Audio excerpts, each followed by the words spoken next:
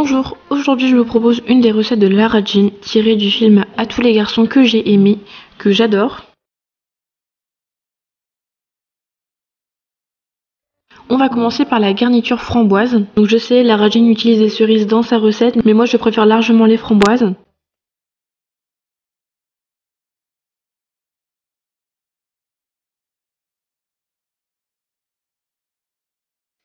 Donc pour les ingrédients, il vous faudra 220 g de cerises, 60 g de sucre, une cuillère à soupe de beurre, 3 cuillères à soupe d'eau et une cuillère à café de fécule de maïs. Dans un premier temps, dans une marmite, on va ajouter le beurre, le sucre, les framboises, l'eau et la fécule de maïs.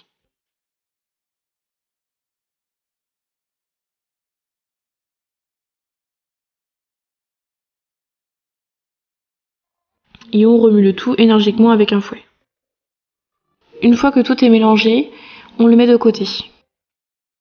Ensuite, on va passer à l'étape la plus délicate, c'est la pâte. Donc j'essaye de faire de deux façons, c'est-à-dire en utilisant une pâte feuilletée et en même temps en faisant la pâte maison, mais je préfère largement la pâte feuilletée.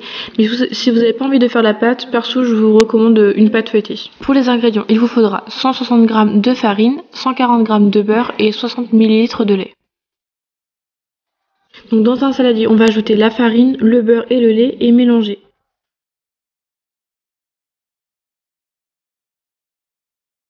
Vous pouvez le mélanger soit au robot, soit au batteur électrique ou à la main. Personnellement, j'ai commencé au batteur électrique et puis j'ai fini à la main vu qu'après ça devient trop complexe.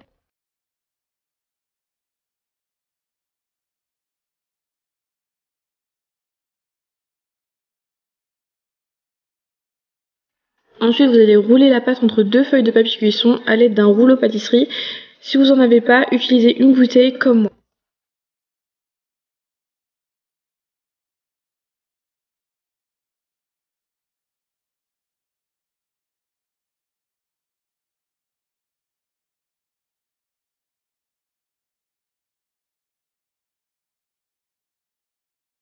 J'ai découpé un papier rectangulaire pour donner la forme du chausson. Si vous avez des emporte-pièces rectangulaires, c'est encore mieux.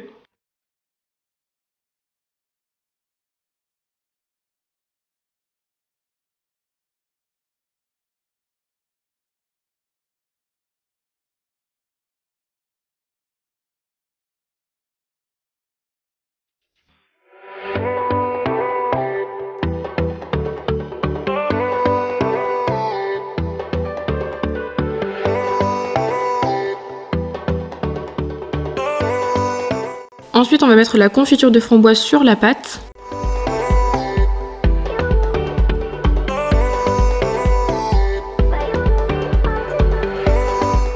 Et l'on va recouvrir avec une autre pâte que l'on aura ajouté 3 traits sur le dessus. Ensuite, avec une fourchette, on va appuyer sur les bords pour vraiment que la pâte retienne bien la garniture.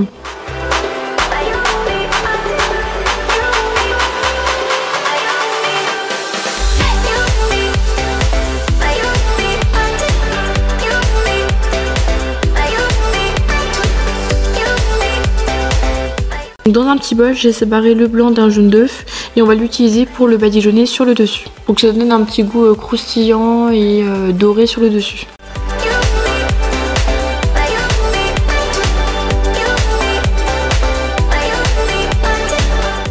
Ensuite, on enfourne 15 minutes à 180 degrés.